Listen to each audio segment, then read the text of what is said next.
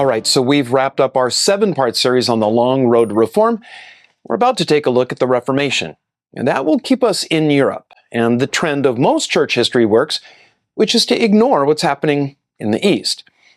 I want to encourage you to review episode 70, which is Meanwhile Back in the East, where we covered a lot of detail about the Eastern Church and how it fared under the Mongols and Muslim expansion in the Middle Ages. Until that time, Christianity was widespread across a good part of the Middle East, Mesopotamia, Persia, and Central Asia, really reaching all the way to China. The reaction of Muslim rulers to the Mongol affiliation with Christianity meant a systematic persecution of believers in Muslim lands, especially in Egypt, where Christians were regarded as a kind of fifth column in cahoots with the Mongols. Then, when the Mongols embraced Islam, Christians were eradicated from the entire regions. Yet even with these deprivations, the faith continued on in vast portions of the East. I want to insert a footnote at this point. Much of what follows comes from the work of Philip Jenkins, whose book, The Lost History of Christianity, is simply a stellar review of the Church of the East. I heartily recommend it to all serious students of history. Consider this for a moment. Several years ago, when ISIS first exploded onto the world stage, they attacked Assyrian Christians in northern Iraq. That was a reprise of 1933, when Muslim forces in the then new nation of Iraq launched assaults on Nestorian and Assyrian believers in what had once been the Christian heartland of northern Mesopotamia. Government-sponsored militias cleansed most of the areas of its Assyrian population, killing thousands and eliminating dozens of villages. Although the atrocities weren't new, the arrival of modern media meant that they gained world attention, raising demands for Western intervention. Now, these anti-Christian purges shocked many and elicited a new legal vocabulary. Within months, the Jewish lawyer Raphael Lemkin referred to the Assyrians and the Christian Armenians before them to argue for a new legal category called crimes of barbarity, meaning crimes that were so abominable that they ought to be treated as a special case. In 1943, Lemkin expanded his idea and coined a new word for such abhorrent behavior: genocide. The modern concept of genocide as a horror calling for international sanction has its roots in movements to eradicate Middle Eastern Christians. Now, I mention this almost century-old genocidal campaign against Assyrian Christians because we tend to assume the Middle East has always been dominated by Islam, or at least it has since the 7th century.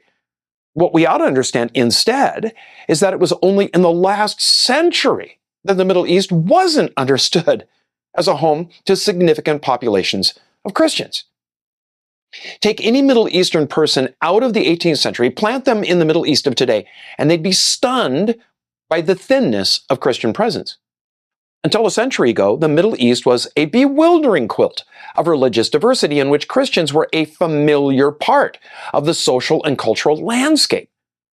Particularly startling for our time traveler would be modern-day Turkey as a Muslim land.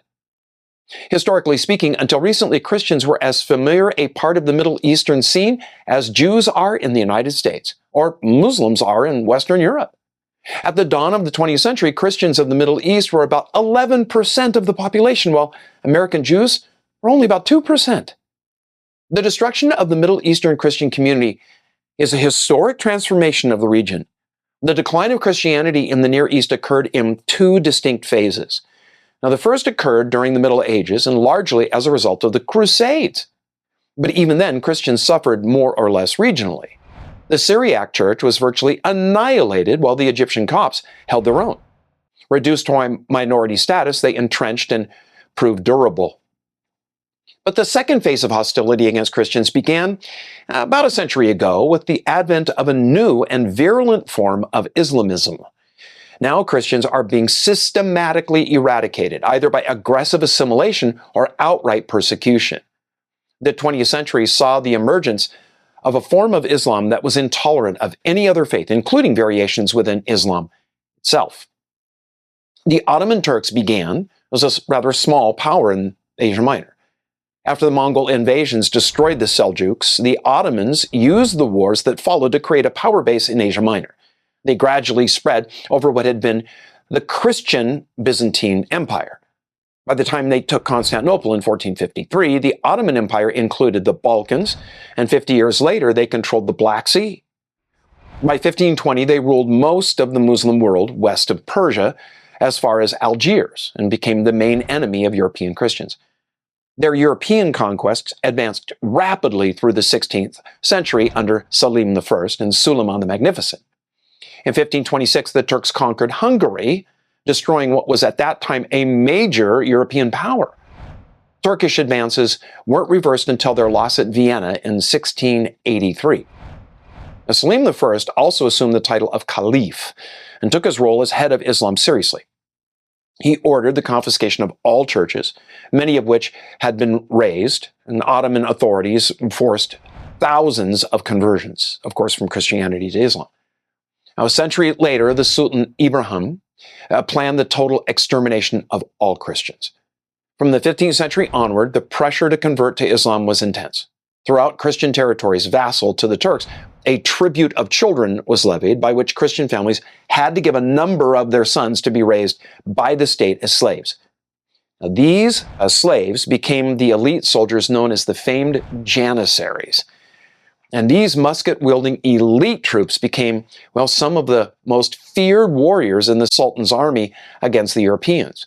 Like the renowned Roman Praetorian Guard before them, the Janissaries became their own political force inside Ottoman politics. The conspiracies that they wove were legendary. Now, Ottoman warfare was extremely destructive because it drew on methods stemming from the Turkish heritage of Central Asia. Ottoman forces massacred entire Christian populations, targeting clergy and leaders. In 1480, the Turks destroyed the Italian city of Otranto, killing 12,000 and executing priests by sawing them in half. The destruction of Nicosia in Cyprus in 1570, that was a crucial loss to Europe. Accounts of Ottoman warfare and punishments included such gruesome techniques as impaling, crucifixion, and flaying. When a Christian leader in Wallachia named Vlad decided to use the same tactics against the Turks, it gave rise to the legend of Dracula. From the 15th through the 19th centuries, the Turks ruled over a huge Christian population on European soil. And they called Christians raya, the herd, and treated them as animals to be sheared and exploited. A Bosnian Muslim song says, quote, "The raya is like the grass, mow it as much as you will until it springs up anew," unquote. Though the pressure to convert was strong, Christianity survived and managed to recover in a few places like Greece and Bulgaria. But the Eastern Orthodox Church now followed the way of their earlier cousins, the Nestorian and Jacobite churches, and they passed under Muslim rule. As the Near East fell under the control of Islamic states, Western European nations had an ever greater incentive to find alternative trade routes, and this they did by exploiting the seas. Well into the 15th century, explorers dreamed of linking up with the fabled Prester John and renewing the alliance against Islam. In the mid-15th century, the Portuguese explored the Atlantic and the shores of Africa. By the 17th century, Europeans were well on their way to global domination. Rising economic power led to urbanization, and the share of the world's population living in Europe and their overseas colonies grew dramatically. Demographic expansion vastly increased the relative power of European Christianity. Expanding commercial horizons brought Europe's churches into contact with the tattered remnants of ancient Eastern Christian groups. Tensions between European and non-European churches were of ancient origin. As early as 1300, Roman Catholic missions in China had met sharp oppositions from Nestorians who naturally saw the newcomers making inroads on their ancient territories. Now, however, the Latin powers were far stronger than before, and they were better able to enforce their will. During the great period of Spanish and Portuguese empire building from the mid-16th to the 17th centuries, the leading edge of Christian expansion was the Roman Church, fortified by the militancy of the Counter-Reformation. Now, as Catholic clergy and missionaries roamed the world, they found the remnants of many ancient churches, which they determined to bring under, of course, papal control. So long-standing was the separation of Western and Eastern churches that the two sides never stood much chance of an alliance. As Christianity fell to such dire straits outside of Europe, Catholics dismissed foreign traditions as marginal or even unchristian. After the fall of Constantinople to the Turks, Pope Pius II wrote to the victorious Sultan, effectively denying that the non-Catholic churches were Christian in any worthwhile sense. They were all tainted with error despite their worship of Christ, unquote. So he more or less explicitly asserted the identity of Christianity with the Catholic tradition, and even more, with Europe itself alone. As Western Christians traveled the world, many were skeptical about the credentials of other churches. They didn't look like what they were used to back home. In 1723, a French Jesuit, in language reflective of a pervasive racism, reported that, quote, "The Copts in Egypt are a strange people far removed from the kingdom of God. Although they say they are Christians, they are such only in name and appearance. Indeed, many of them are so odd that outside their physical form, scarcely anything human can be detected in them," unquote. Latins were troubled by the pretensions of these threadbare Christians who nevertheless claimed such grand titles. In 1550, a Portuguese traveler reported that the 40,000 Christians along the Indian coast owed their allegiance to a head in Babylon, someone that they called the Catholicos. Bafflingly, they had not so much as heard of a pope in Rome. Some years later, envoys dispatched by the Vatican were appalled to discover India's Nestorians called the Patriarch of Babylon the universal pastor and head of the Catholic Church, a title that in their view belonged exclusively, of course, to the Roman pontiff. For the first time, many Asian and African churches now found themselves under a European-based regime and were forced to adjust their patterns of organization and worship accordingly. Around the world, we see similar attempts at harmonization. From the 1550s, factions in the Nestorian Church sought Roman support, and much of the church accepted Roman rule under a new patriarch of the Chaldeans, they called him. Like other Eastern churches, the Catholic Chaldeans retained many of their customs and their own liturgy, but this compromise was not enough to draw in other Nestorians who maintained their existence as a separate church. The Jacobites split on similar lines, with an independent church remaining distinct from the Catholic Syrians. The most controversial moment in this process of assimilation that occurred in 1599 when Catholic authorities in southern India sought to absorb the ancient Syriac-founded churches of the region, the so-called Thomas Christians. Now, the main activist in this was Alexio de Menezes. He was the archbishop of the Portuguese colony of Goa, who had maneuvered the Indian church into a union with Rome at the Synod of Diamper. In Indian Christian memory, de Menezes remains a villainous symbol of European imperialism, who began the speedy Romanization of the church, enforced by Goa's notoriously active Inquisition. The Synod ordered the burning of books teaching Nestorian errors, as well as texts teaching practices that Europeans deemed superstitious. A substantial body of Syriac and Nestorian tradition perished.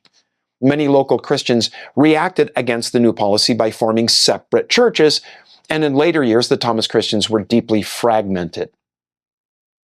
Yet despite this double pressure from Muslims and Catholics, Eastern Christian communities survived.